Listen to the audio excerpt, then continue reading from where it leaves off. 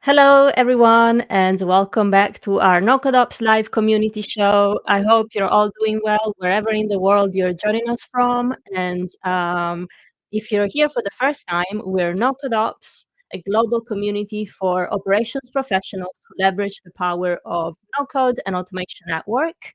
And we get here every other week, every other Thursday, to offer you these free, amazing, valuable content events to help you grow in your profession.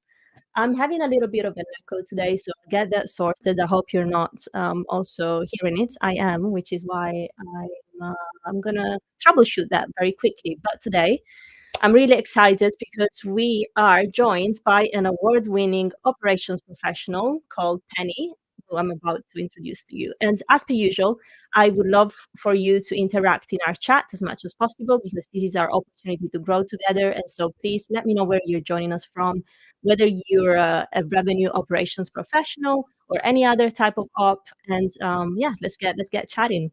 Without further ado, let me get Penny into the show. Hi, Hi. Penny. How are you doing? Good. How are you doing? Happy Thursday. Happy Thursday to you. I'm really well. You know, just obviously troubleshooting is never it's never finished, never over. So No, I'll have no, to fix my audio, but as far as you don't hear it, it's all good. I can hear you perfectly well. That's great. So we were just saying that you're an award-winning operations professional. What does that mean? Yeah, of course. So I won this award with a multitude of different things that I do. I'm an avid mentor for young professionals.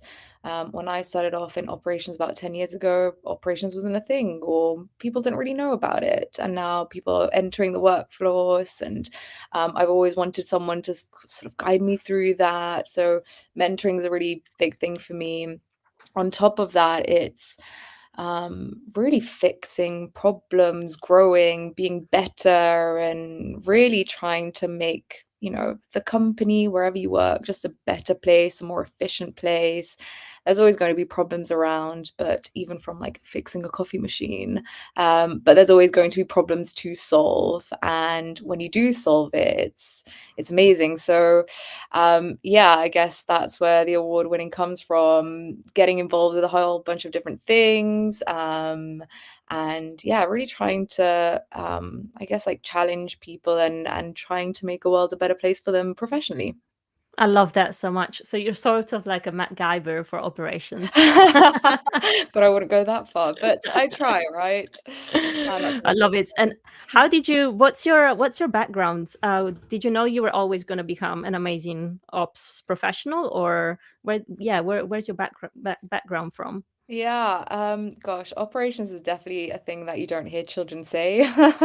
Whoever wants to be an operator when you're a child? But I started off my career in an accelerator working with startups, and it was amazing to see them grow. And I was working alongside an amazing COO, and they were just problem solving, fixing and guiding, and it was like seeing a conductor of an orchestra, really. And I was like, wow, that is who I want to become. That's amazing. And so I started off my career, yeah, in the accelerator, so helping startups grow and finding their MVP and investing and all sorts. And then went on to work at a startup in itself, of really, again, fixing problems, trying to grow, trying to solve. Was there for a couple of years, went into a chief of staff role as well, so working alongside founders and senior leadership team. Then went into another company that was 20 years old, so very much different to a VC backed or bootstrap startup, profitable, and it was really bringing them into the 21st century of processes and data and ops all around, really.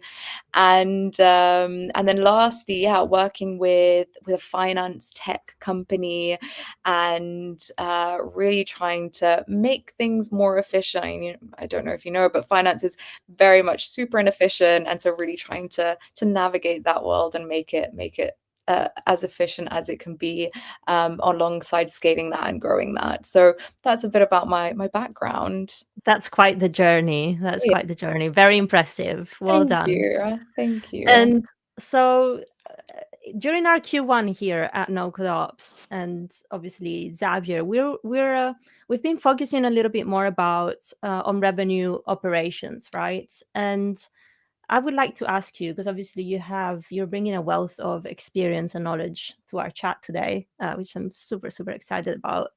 What was one of your biggest wins, right? We were talking about impact and feeling good about fixing problems. What would you say is your highest win? Yeah, really good question. As I mean, operators would know, no one really sees the benefits of operations unless you work in it. You normally see when it goes wrong, which is kind of frustrating. But I think my biggest win was when I was working in a company that was 20 years old, and you would think they're super well oiled, and most companies are, or if they aren't, but really trying to refresh their processes and refresh their data. And I'll go into it a bit in more detail. But it's really quite funny when you go into companies and it's like, oh, but why isn't this not working? And hold on, why are we doing this? And really trying to bring everything together, really bring all departments together. As much as we want to think departments aren't interconnected, they are. Everything works together. There's always a consequential action. If you change something over here, something happens over here, this person doesn't get communicated with. So it's really bringing that all together. And when people see the benefits of that, or when I've saved them time, which is what I did, I've saved them time or manual tasks, that's really the nicest thing. And I think that's the thing that I'm most proud of, because I've shown them, like, look at this world that automation can bring you. Look at this better data that can make your life easier and can save you a whole bunch of time. So that it's got to be my biggest win. I love that. And the fact that we're talking about RevOps and revenue operations, obviously, today's event is about data, right? And Mm. data silos, which is Mm. also one way of directly and indirectly affect revenue. So, shall Mm. we get to it? Yeah, let's do And it. let's do it. And hello to our friends in the chat. Eric, Joffrey, good to see you here. All right, here we Hello. go. Perfect. Cool. So of course, welcome. If if it's morning to you, good morning, good afternoon, good evening, wherever you're based, hello. So yes, without further ado, this is what I'm going to be talking about today. So I've done a quick introduction to me, so I won't spend too much time on that. I'll go with a story. So once upon a time, so something that happened to me when it comes to data silos, which might resonate with some of you. We'll talk about the real cost of data, because we don't talk about it enough. We know it's a problem, but actually, what does it cost you? What does it cost the company? Why they occur. And then I'll leave you with a framework, and hopefully they will have some actionable items that you can take away, something that you can see, that you can bring into your company, starting to look at how you sort of overcome, this big topic of data silo. So yeah, so without further ado, I know I've introduced myself. So 10 years in operations, won an award. I also am an operations coach, so I do coach other head of ops people. Automation nerd, love it. In fact, there's an automation playbook dropping tomorrow, so do follow me on LinkedIn, and a newsletter going out at the end of the month. So please do follow along. I wonder who wrote that automation playbook. Exactly. It's coming tomorrow. So yeah, please do follow, and then you'll be notified. But let's go with once upon a time. So once upon a time, I went into a management meeting. And the topic of this management meeting was churn. That was what we were going to talk about. And obviously, the higher the churn, the less revenue, money problem, and so on and so forth. So really, really important topic for this management meeting, but for everyone as a whole. And so we go in and, one person raises their hand and says, I have data on churn and I want to present, what we could do. And I'm thinking in my head, like, great, someone feel empowered. They've done, sort of their homework. They're going to present something. It's going to be great. And then a second person raises their hand and says, well, I also have data on churn and I want to present, what I found and what we could do. In my head, I'm like, oh, wow, there's two people, it's a big thing. And again, they feel empowered to sort of see what's going wrong and see what different things we can do. And then a third person, no way, I also have this too. I have my own data I want to present. Again, I'm like, okay, well, let's go into it, right? Let's go and present. They spent time. And so this meeting was about 45 minutes, and person one goes and presents their, data, what they found, what are potential solutions and implications and risks, and I think we should do this. Great. Person two is like, oh, it's a bit weird. I also have that data. It doesn't tell me the same thing, but I'm going to go and present anyways. And this is what I think we should do. And this is what it's told me. And this is the risks and this is the implications. And I think we should do this. And poor person number three says, my data doesn't give me any of that. I don't resonate with person one and I don't resonate with person two. And I'm also going to present this and it's just going to be completely different. And so great. So there's three different people who have their own different data, who's giving us three different solutions. And at the end of the 45-minute, we were like, well, what do we do here? Well, what's the plan? Do we go with person one? Well, do we go with person two? Do we go with person three? They all have their own churn data, but where are they getting this from? Is person one right? Is person two right? Or is person three right? And really, we've just wasted 45 minutes because we didn't do anything with it, because the risks and the implications of it, going with person one as opposed to person three, would be, well, who knows? And so I'll be going back to the story throughout this this talk. So it's really more common than we think, to be honest. Well, we didn't actually resonate with person one, two, or three. But Hey, you're not supposed to look at my chat. sorry. But anyway, so it's more common than we think, right? So HR and payroll, right? It's really common. Someone comes on board, they need to fill out all their information from the people team or HR team, whatever you call it. And then when it comes to paying them, payroll needs their information, obviously, to be paid right. And they might ask the same questions. And the employer's like, well, I've already, sent you all the information. Like, why don't you guys just talk to one another? Same with like finance team or warehouse or stock, right? Stock is really important, but maybe you get refunds or returns and purchase orders. Is that, does the finance team have eyes on that? Does it mimic one another? And the same with customer support sales versus sales. So you might have a particular promotion going on a product and customer support team might not know. So customers might come in the chat saying, oh, great, is this promotion still running? They're like, what promotion are you talking about? And that is really big. It's a really big problem, but again, it's common. And so when it comes to the real costs, we don't talk about it enough, but the cost is huge. So employees lose about 12 hours a week chasing data. So if we go back to my story, imagine three different people have spent so much time getting this data and then obviously preparing the whole presentation itself. But that was essentially time that was wasted because, again, nothing came of it. Bad data can cost you about 12.9 million on average, right? It's a huge, huge cost. And now, companies want to be more profitable, and really you're relying on bad data and actually can cost you as opposed to having an impact on increasing the revenue. And really you lose 30% in revenue annually due to this. So again, if we went with person one, would that have had an impact in a good way on revenue? Would we have lost out? What about person two or person three? So actually you lose a lot of revenue due to data silos. And so it's really important to talk about this. So let's look at like the knock-on effect on cost, right? So we have poor delayed decision making. So again, going back to the story, is We didn't make a decision in that 45-minute because we couldn't. We had no idea what was right and what was wrong. So what that means is you're delayed. Well, we need to have another meeting, and but this churn is still high. And what does that mean for our revenue? It's not getting better. So that's a huge, huge cost. There's duplication of work. So employees, they cost, right? But again, with my story, person one, person two, person three were doing exactly the same thing. They were getting their own data from wherever, and they were doing exactly the same work.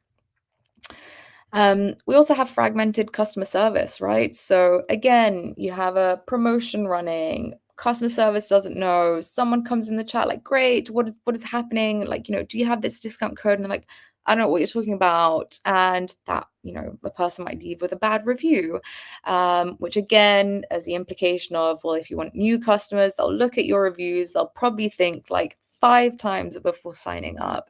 I don't know if you've ever had that, but I've always had like calls and saying like, oh, from this company, great, I want to talk you through this great deal that we have. And I'm like, well, actually, I've just renewed my contract or whatever it is, a couple of weeks ago. And it's like, why don't you just talk to one another? Harder to maintain audit trails, like what is the risk that you have on the compliance, on security if you don't have these audit trails? And the last one is, well, your employees might feel relatively disengaged. They are doing these redundant tasks. Maybe they're always cleaning up and they're doing these repetitive things. They don't have time to do maybe the cooler, more value adding, more impactful tasks because again, it's a vicious cycle. So really the cost is actually huge. But why do they occur? Well, again, lack of collaboration and miscommunication between departments. So in the example that I gave, if person one, person two, person three actually collaborated and said, well, I want to do this. Does anyone want to help? And then they all collaborated with one another. That sounds really simple. It would have completely changed the meeting and the outcome. There wasn't one person accountable, right? If we said, actually, person one, you're accountable for churn, again, the meeting would have probably been different. We would have had a decision, something would have been in place much sooner. And then there's so many tools out there, which is a great thing. But again, an operations team might use a couple of different tools, an engineering team might use a couple of different tools, finance team might use a couple of different tools. And if they don't talk to one another, everyone's just working in just their silo, which might work well for them. But again, as mentioned, everything is so interconnected that you need them to talk to one another. And well, you can put an easy solution on this. It's a bit of a plaster, but hey, it works. So you can understand where the disjoints are, you can create a checklist, and you can stick to it. Cool. So let's take an example. You've won a deal, you move it in HubSpot. Great. You can create a checklist of, okay, let me send, finance team needs to do an invoice or recurring invoice, and customer support team maybe needs to send an email, and this person needs to do that, this person needs to do that. Cool, that's great, but will people do it? Will they do it right? When will they do it? Who's accountable for getting it done? Who is the person chasing for it if it doesn't get done? So even if you're putting this nice little plaster on it, yep, job done, we can do it, it will all be fine, there's actually a myriad of problems that come with it. So we're going to go into a bit of a framework. So hopefully everyone gets some sort of actionable insights and take it away. So really the first point is assess the now, right? There is no point in going, and I think we should do this when you have no idea what's currently happening. So what is your current state? What are the tech stack, the tools that you're using? What are the different process flows? Why are you using this? Where is the data being held? Is there an integration between the different things? So map out what currently is happening. What are the bottlenecks? The bottlenecks could be manual work because again, that takes time, it's slower, it might be there might be mistakes in there, and what types of data like each team needs. And then you want to prioritize, I guess, the most critical. So which gaps are slowing down the decision making, and an impact and effort matrix can help you. So it might look something like this, albeit not pretty. But again, you don't need fancy tools in order to start mapping it out, especially if you're new to this and you don't know where to start. So honestly, a spreadsheet can be your best friend for the time being. So you might want to say, okay, well, department X of sales and marketing and finance, well, they're using these tools, and why are they using it? So for example, finance, they use Xero for invoicing, but they might use Stripe to actually get the money in. And does Stripe and Xero talk to one another? No. So then you need to do a manual invoice, but actually finance team need all of this data, right? So here you're just trying to understand what is going on and what each team needs. And then you kind of want to start mapping out, okay, well, from sales and marketing to finance, well, the trigger is, as said earlier, you close a deal in HubSpot. Okay, well, HubSpot and Xero, there should be an integration so that there's an invoice, but there currently is none. There's no integration. Well, there's a whole bunch of manual work that's needed, or maybe there's a whole bunch of Slack messages that get sent through, and there's so many Slack messages, people forget about it. And you might want to put in some manual time taken. Again, the key thing here is you're trying to map out what is currently happening. And then once you start mapping out, there's going to be 10, 15, 20, however many different things. You can't do everything all at once, quite frankly. It is impossible. So here, when we're talking about impact, an impact effort matrix sort of in here can help you. So it's in different quadrants. So there's the quick win. So that's, high impact, low effort. That's always best to start there because you just see those quick insights and, quick wins. You can do something great, amazing. People see the impact of it. That might be more bought into it. Major projects, definitely something to prioritize as well. Even though there's a really high effort, the impact of it is really high. So that's something that you might want to work on next. The fill-ins is more great, okay, do later. As at now, it's not a priority. And rethink is just don't do at this point. Again, you're kind of mapping out what we have, what's currently going on, and what can we do. So once you've mapped it out, it's what does good look like? What are we trying to achieve here? So a data governance plan might sound really fancy, but really is who owns what data. And a RACI matrix might really help you in this because it maps out everything really well. And you might want to set rules for data entry and standardization. You want a single source of truth. So you want a centralized location, not 10 different spreadsheets that gives you 10 and 15 different answers from it. And you also want to have some sort of data sharing policy. So who gets what access. So you don't want everyone having full access because again, someone might go and edit something they forgot or they made a mistake and that impacts a whole bunch of different people. And Penny, again, may I ask you a question there? yeah, go for it. Are you going to go in depth about these 3 steps? Because I find them really, really important, and I just wanted to ask you. If you were, then I'm not going to I have intervene, a but I have a slide. So it looks something like this, and it's not yeah. super fancy, but if you then do have other questions, let me know, and then we can go into it. So for those of you that don't know, RACI Matrix is really helpful. It's responsible, accountable, consulted, informed. So you can put tasks in there, you can put data, whatever you want. And it's essentially the person responsible is the person doing the work. The accountable is, it might be a manager, head of, whoever it is. The person consulted, for example, you're looking at a particular process and data approach on finance. And again, we'll use the promotional product as an example. Okay, well, you have, HubSpot to Xero, it works really well, but hey, I don't know, this promotion, does that get factored in when I move it into HubSpot? Finance team, can I consult you on this? So again, the automation and the data flow works well. And the last bit is the inform. So, hey, customer support, it's going to go live. Make sure you know so that if you do have customers coming in and asking, you are informed that there is a promotional whatever thing going on. So a RACI matrix is really, really important and it really helps to understand who is responsible, accountable for what.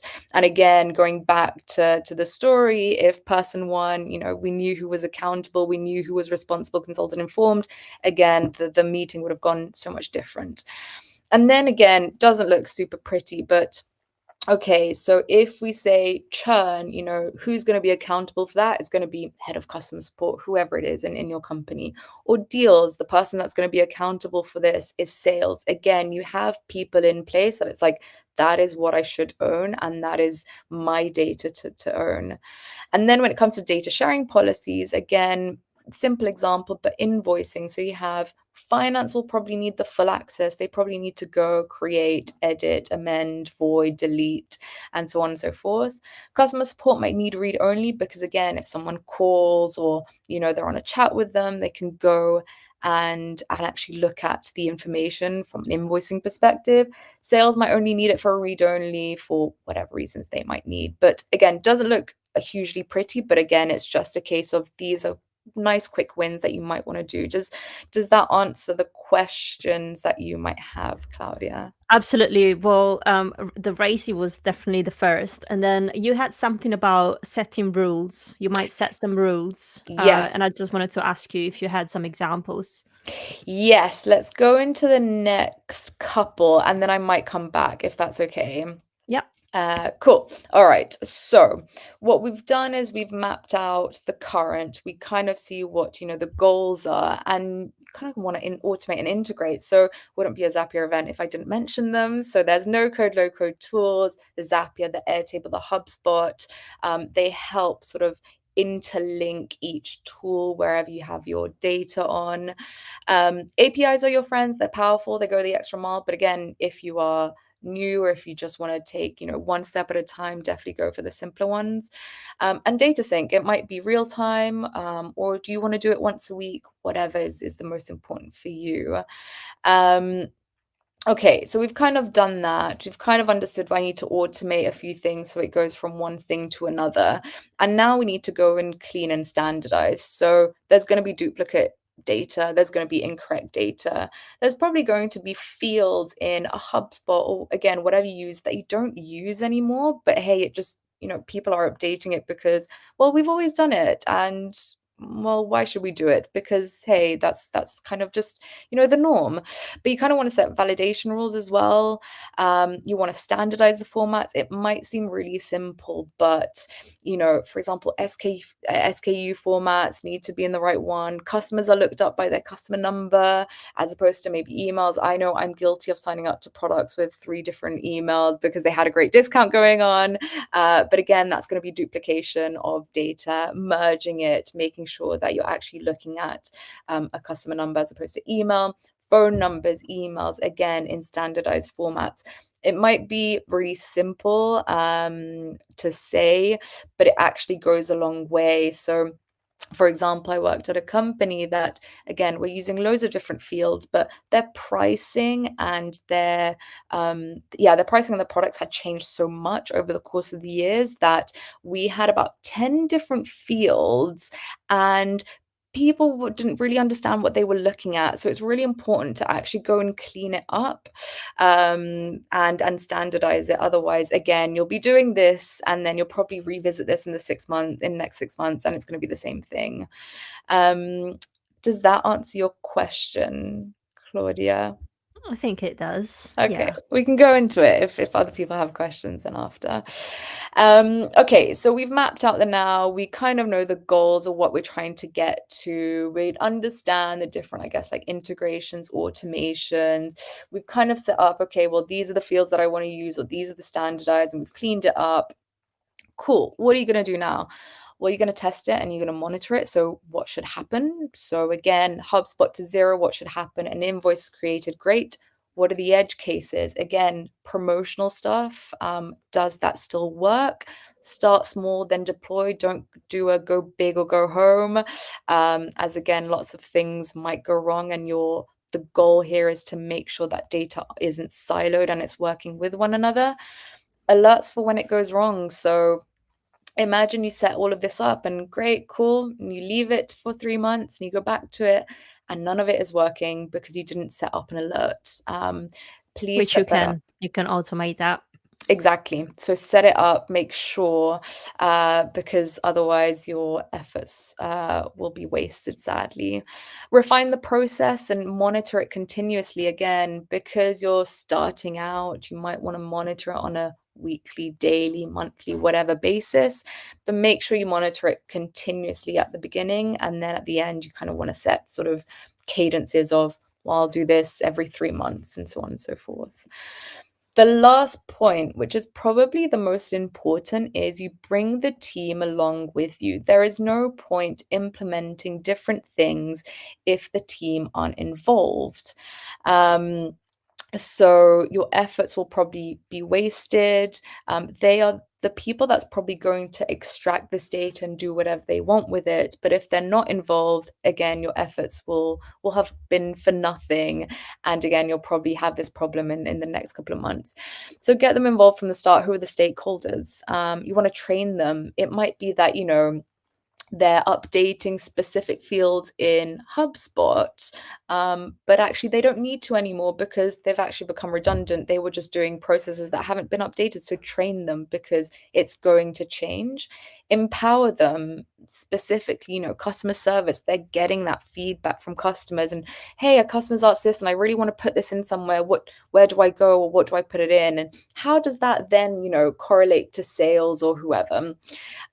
Do retros, right? Get the feedback from them at a really good pace, as opposed to, yep, I'll talk to you in a month's time, but really try and get their buy-in and always iterate. Again, data silos isn't about connecting with one another, and in terms of tools, it's about getting everyone on board because, again, you're changing the way that they might be extracting data or whatever it is. So really, I love that you're not just talking about fixing the problem, addressing the problem, mapping, which is crucial. mm, I love that you're mixing what should be done, but also you're elevating the team.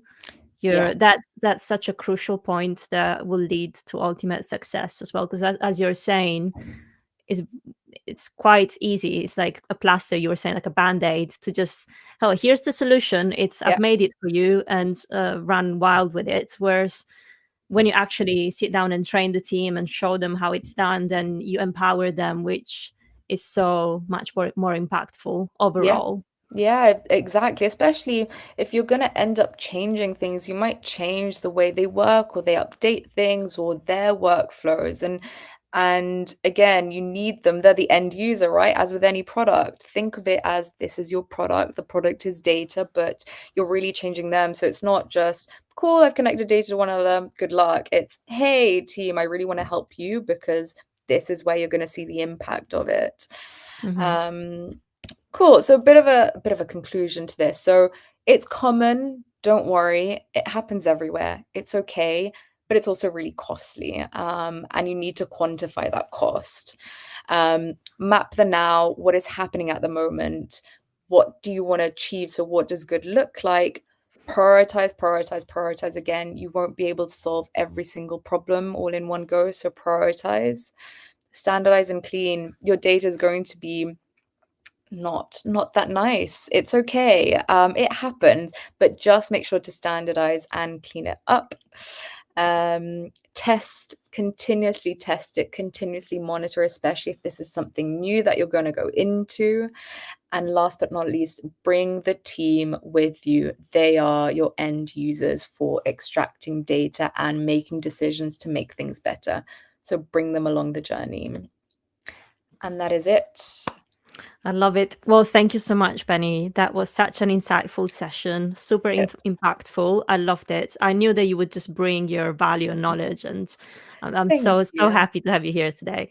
Thank And you. it's really it's a nice follow up to all the topics that we've been discussing in the previous weeks as well. We started off with bottlenecks and what does it Mhm. even mean to be into revenue these days, working as a revenue operations professional. And lots of people have told me, actually, Claudia, I feel like I've been doing it for 10, 15 years, but somebody's finally giving it a name and Mhm. recognizing the importance that it has. Yeah.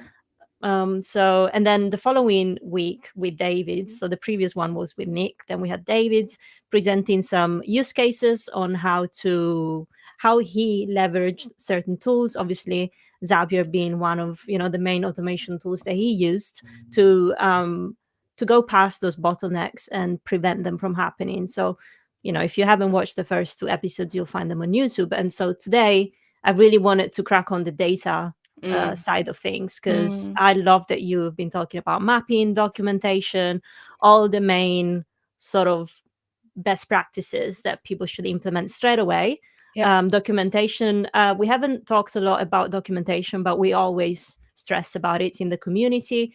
Good naming conventions, setting rules, just like what you were saying. And I absolutely love the human touch that you add onto your everything that you do. It's been so lovely. I know that you hinted about what we're about to launch tomorrow, but I was really fortunate to co-work with Penny here for a few weeks on something that might or might not come tomorrow. Yeah, I mean, look, yeah, data silos, it can be just about data not talking to one another, but I've learned through failures that you need to have the people along with you. Otherwise, if they're not going to use it, then what's the point, right? Well, we can just function as it is and it'll be okay. It might be wrong, but yeah, it's really important to bring the people along with you. Amazing. And we have, speaking of people, we actually have a lot of people watching us live today. So it's Oh, really nice to be surrounded by all the ops in the room. And I can officially open our Q&A. So this is your time to shine, people. Drop your questions in the chat. Let us know what you thought.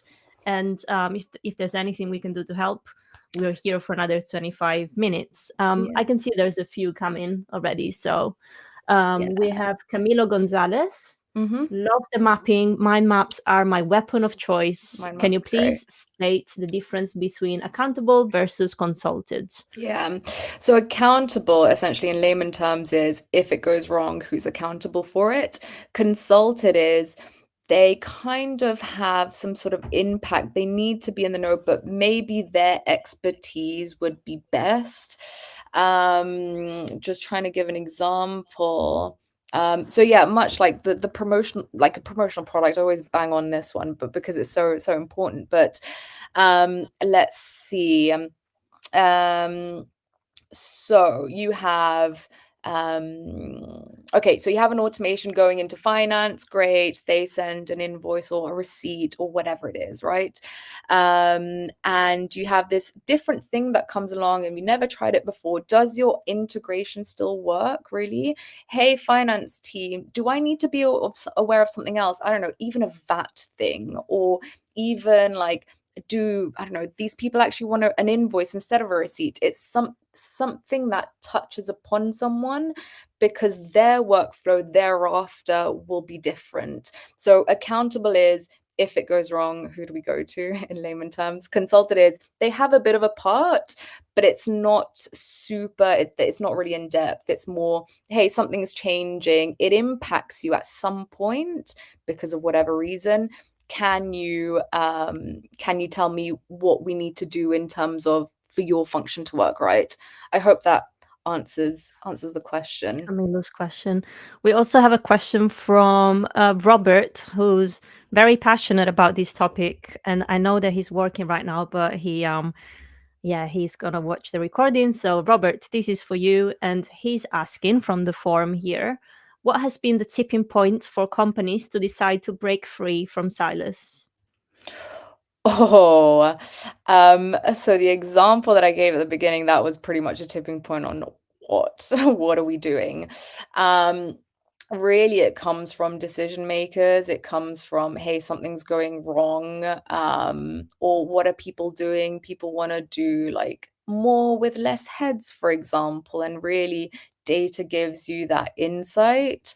It's really about, quite frankly, you need to put in the cost of what exactly is going on. So if we look at the cost of the meeting that I did with the 3 people and all other people, well, the cost is, well, we have, say, however many people was on there, like 7 people. So 7 times, 45 minutes of their time, plus the amount of time that 3 people went to do it. that's a lot of time and a lot of money that's just gone to waste because nothing came of it. So really the tipping point is, can you quantify the cost? And that will normally be the tipping point of it.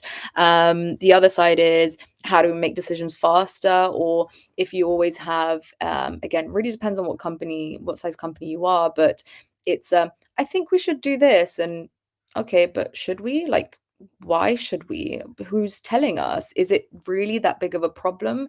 Another thing that I did was, again, in a management meeting, like a particular topic came up, and it's like, I think this is a problem. Should we do something about it? And I was like, I don't know. Let's go and figure it out. And actually, going through data, it was, yeah, it's not really a problem. So it's very much data silos are, I guess the tipping point is, do people work together? What's the cost of people not working together? Which is normally money. And money, you know how important it is today. Exactly. Um, we have a question from Vesela.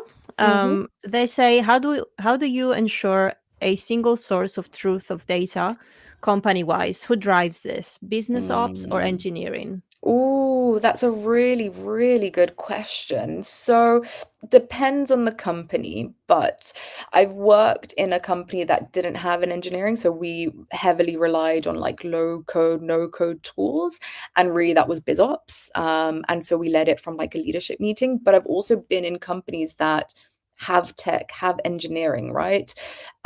Essentially, it's how big are you? What's the quickest thing that you can do? But it also depends on like senior leadership as well. Um, oh, really hard to answer it. Okay, how normally it happens with engineering is, they're the ones that can give you like dashboards and data, and do they have capacity in that, and should we put it in a sprint? And but that's not really a priority because, hey, like, all these customers are giving us feedback and we need to do a whole bunch of different product features. So really, it's someone needs to really hold people, not necessarily accountable. It's, this is a big cost to us, and who is going to drive it? Again, from a biz ops, I was like biz ops in the company that we relied on like low code tools, so it was really easy for me to extract. But when it comes to engineering, for example, again, you need someone to quantify, well, if we don't do this, well, these are the different ways, and this is how much money and time it's going to cost us. Therefore, this should be a priority.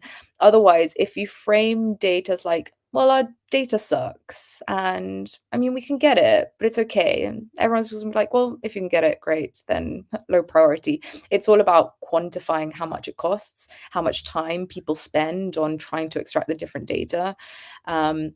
So I don't know if that's particularly answered the question. It depends on the company, and the most important thing is communication. What does it cost you, Mhm. from a time and a money perspective? And we've obviously been talking extensively about data today, and this question is quite interesting because how do we improve data quality from sales teams in this particular case? On this question from Mm. Liz, because it's all data, and I guess I can add to that question as well. My Mm. From my perspective, is all data quality data? How do we make sure that we actually act on the data that matters? Yeah.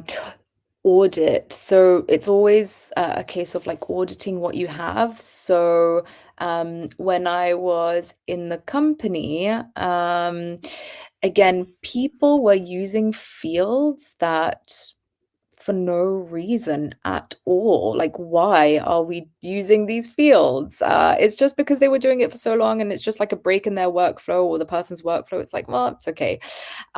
Really audit what you have, because you might have data there. It's just hidden, or it's not, something that isn't really looked at. So to be honest, I would go, and it takes a while, but go and export, go and understand who uses what.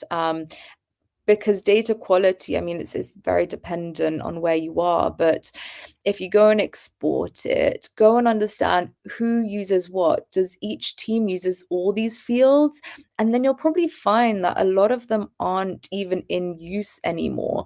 And actually, then you kind of need to say, okay, well, sales team needs this. Where does sales normally link to? It probably links to marketing, and it probably links to finance as well. And where else does sales link to? Okay.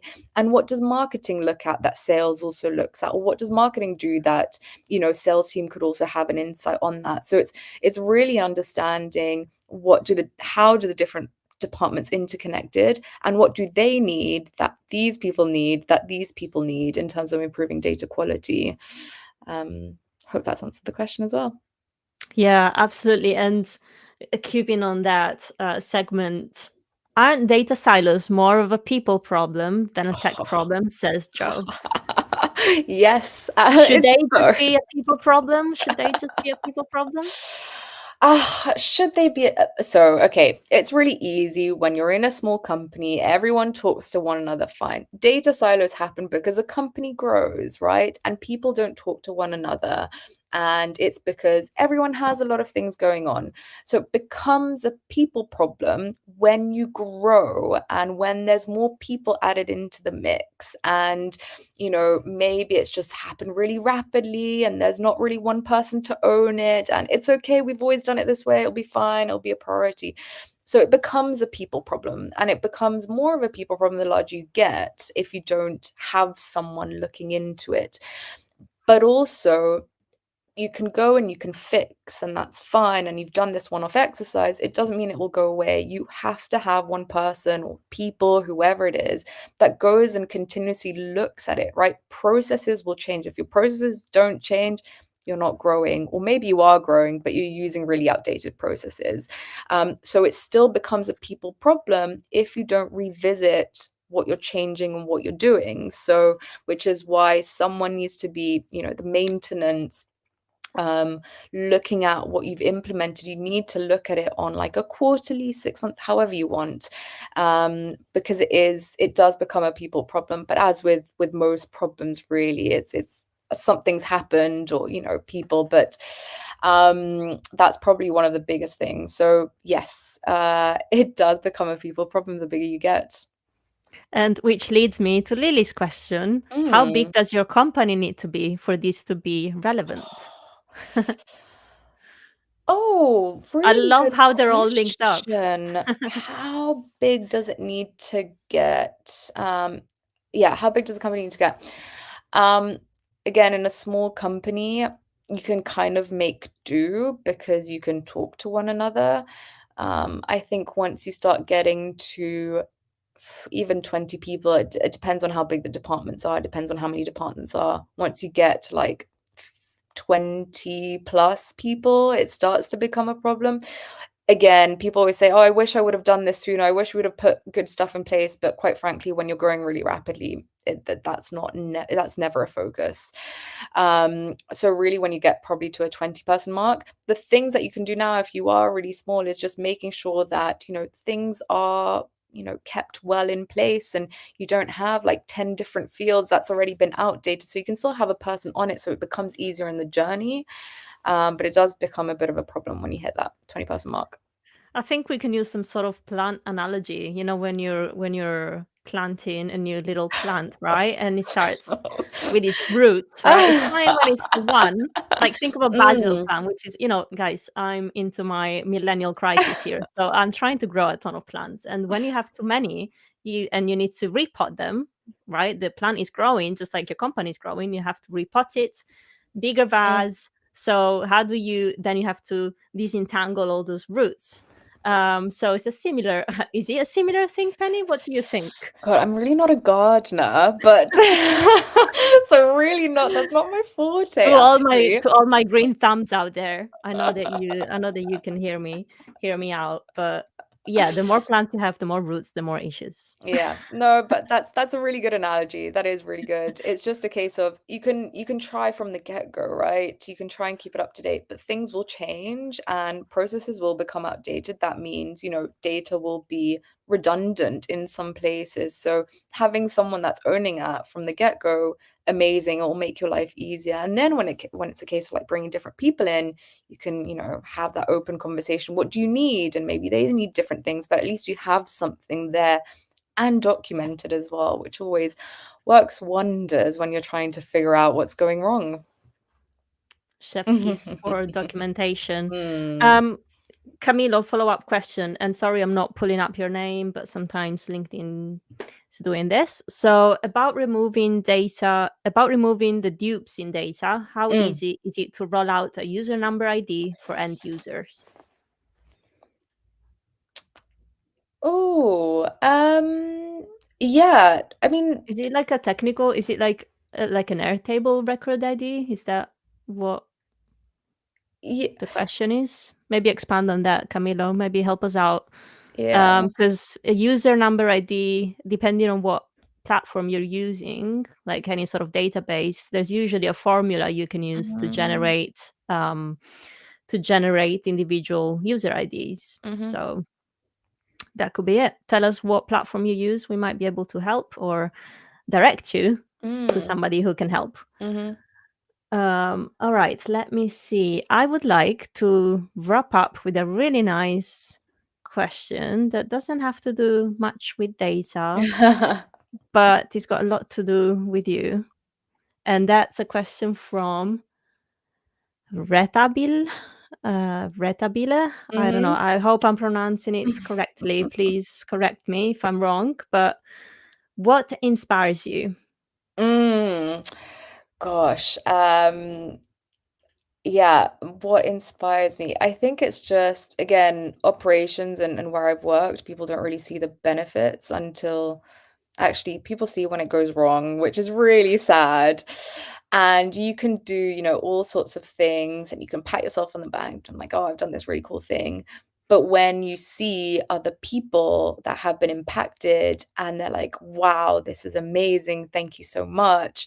That's the inspiration because ops, you don't really work by yourself. Or, well, in my cases, I've never really worked by myself. I work with different people to make their lives easier. And when you do, it's beautiful. That's what inspires me. I love that. Well, Penny, thank you ever so much. It's such a pleasure not only to have you here as our guest today, but just to be in your network. I know that you do have an impact. I've seen all the people that you've been helping Aw. out, not only in our community, which, by the way, if you're not in our community and you would like to hang out with Automation Ops Pros, join us at NoCodeOps.com. But also, I know that you're part of the Operations Nation community as well, part of their board. So I've seen you out in the wild doing some good for people. So it's very admirable what you do. And I'm Thank very, very lucky and happy that you're in my network. Aw. Well, thank you for having me. I hope it's been helpful, and, yeah, if you have any further questions, connect with me on LinkedIn. Would love to hear about your challenges. LinkedIn. Let me get your let me get your profile. Good shout. I like that. And people in the audience, we host these live streams bi-weekly, so you'll find us not next Thursday, the one after, if you needed to know what bi-weekly meant. Here's Penny's LinkedIn. Connect with her, connect with us, and have an amazing weekend ahead. Thank you so Thank much, you. Penny. Thank you, everyone. Take care. Bye. Bye-bye. Thank you. Bye-bye.